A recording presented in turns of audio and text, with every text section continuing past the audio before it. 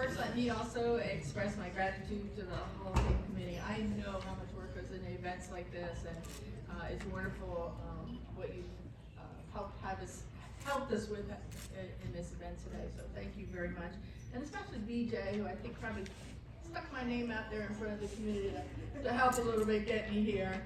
And I'd also like to thank all of the other nominees, especially, of course, Nancy and Crockett, who's not here today.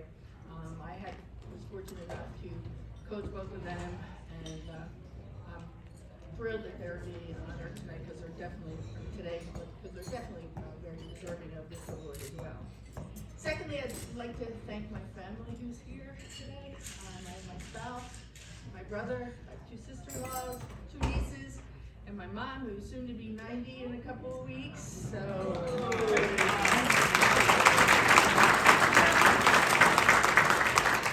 And also my dad, who I know is looking on from heaven. I've always been very fortunate to have his support in all aspects of my life and my family, and I'm very grateful and thankful for them being here today. And I know there's several others that would also like to have been here today, but I'm happy that they're here to share this award with me today.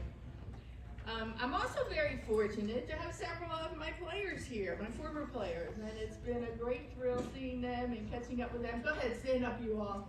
Come on, stand up.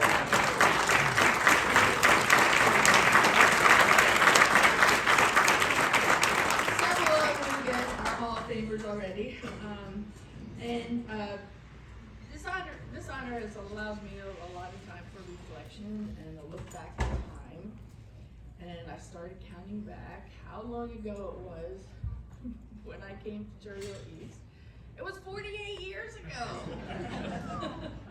And so then I started figuring out, well, how old are my players now?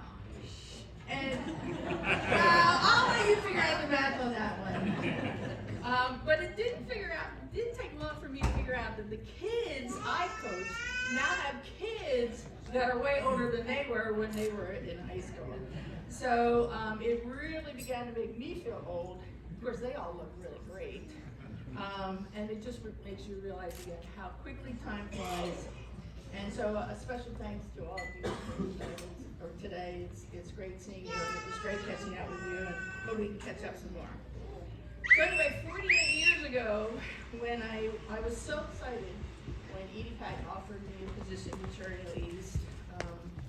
I was joining what I felt was one of the best girls' physical education programs in the area, and I also was joining a top-notch athletic program. I was so fortunate to begin my coaching career and to be mentored by some great coaches, in particular Katie Willis, who coached field hockey, Paulette Gebert, and basketball, and Edie Patton, who coaches about everything I think. But when it came time to step in their shoes, I felt like I was ready for the position.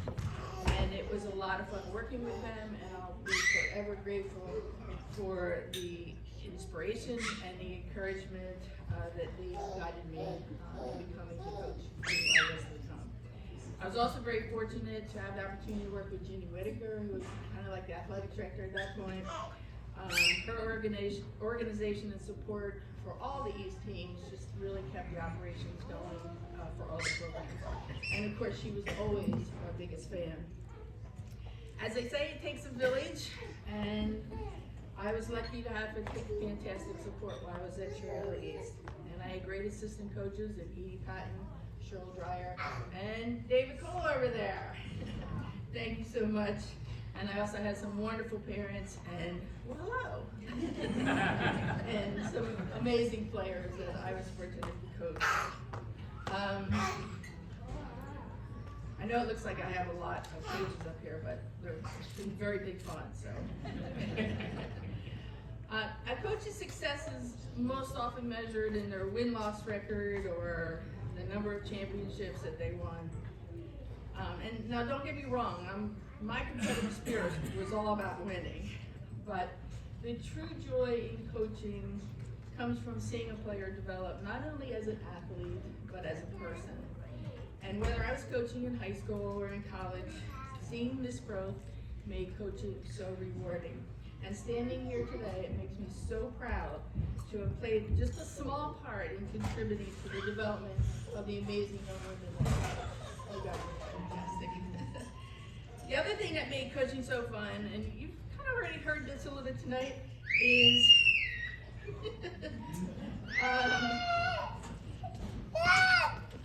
seeing is the effort of making individuals again become a team. And if you ask the athletes here today about some of their memories, many of them will talk about, oh, that great win that they had, that special big moment. But they're going to talk about the crazy little things too, the crazy stories, the crazy bus rides, the time when they got hit with the shot put, the time when they had to tramp across the fields, which we've already heard tonight. And I know there's also all the times where they're saying, oh, there's a lot of those stories out there that they know that the coach doesn't know about. But we know that coaches know everything. So anyway, but so much of the athletic experience is about the fun that they had with the team. And that was one of the things I always prided myself with, is to really focus on the team aspect of the sports. It was a long time ago, so I don't remember a whole lot here, but there is one special memory I do want to share, and it's a little scenario that happened after we won the Group 4 South Jersey championship, and we beat Willingboro 1-0, and we just squeaked it out in the last 5 minutes of the game. You all remember that? You do? And of course, most of the team was happy on the bus. They were screaming and cheering and singing, which we always did.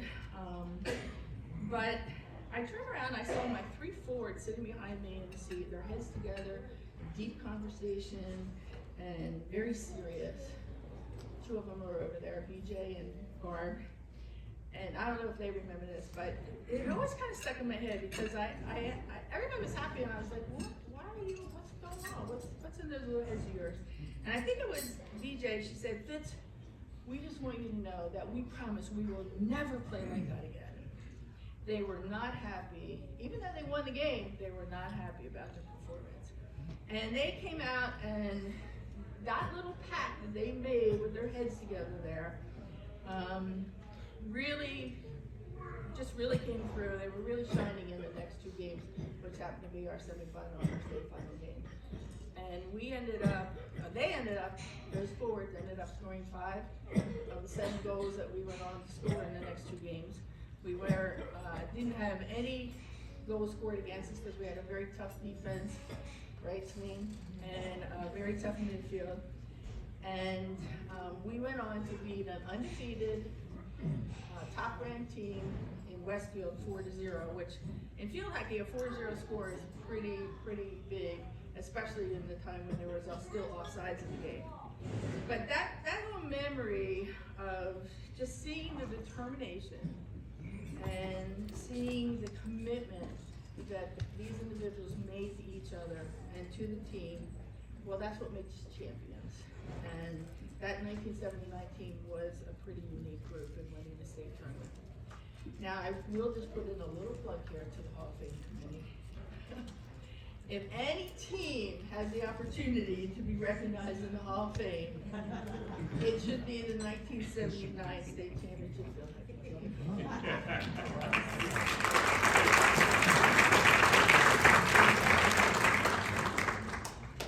My coaching experiences at East, the mentoring I had, the young women that I had was fortunate to coach, it was remarkable.